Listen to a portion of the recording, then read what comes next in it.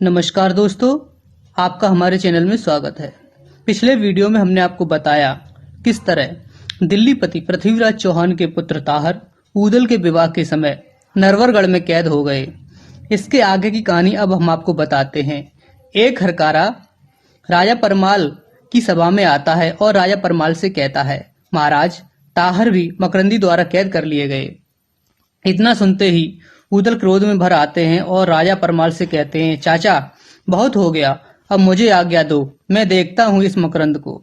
इसके बाद ऊदल राजा परमाल और आला से आज्ञा लेकर रणभूमि पर आ जाते हैं।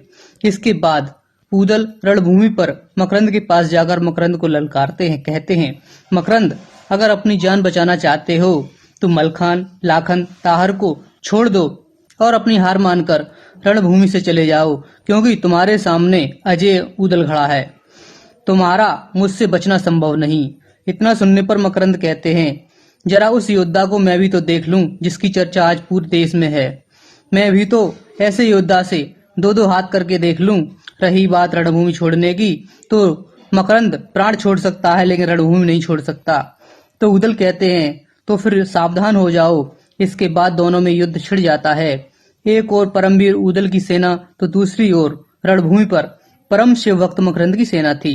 दोनों में भीषण युद्ध होता है।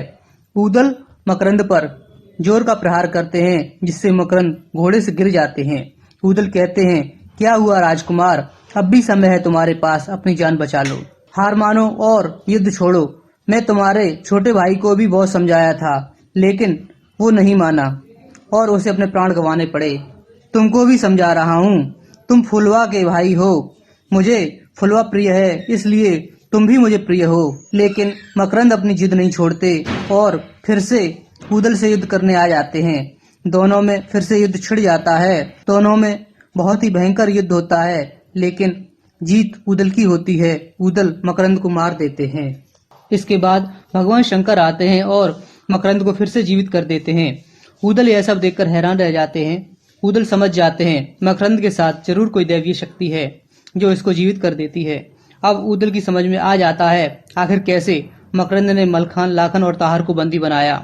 ऊदल अब समझ चुके थे कि मकरंद से जीतना संभव नहीं, फिर भी ऊदल मकरंद से युद्ध करते हैं। ऊदल मकरंद का 5 बार शीश काट लेते हैं और 5 बार भगवान शंकर मकरंद को जीवित कर देते हैं।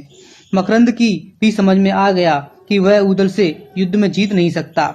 इसके बाद मकरंद भगवान शंकर का दिया हुआ बाण ऊदल पर चला देते हैं, जिससे ऊदल बेहोश होकर गिर जाते हैं। बेहोश ऊदल को मकरंद बंदी बना लेते हैं और ऊदल को कैद कर नरवरगढ़ भेज देते हैं। इससे आगे की कहानी अब हम आपको अगले वीडियो में बताएंगे। अगर आपको वीडियो पसंद आए तो वीडियो को लाइक कर दीजिए और हमारे चैनल को सब्सक्राइब कर दीजिए। साथ ही बेल आइकन पर क्लिक कर दीजिए, जिससे हमारे लेटेस्ट वीडियो की नोटिफिकेशन आपको मिल सके।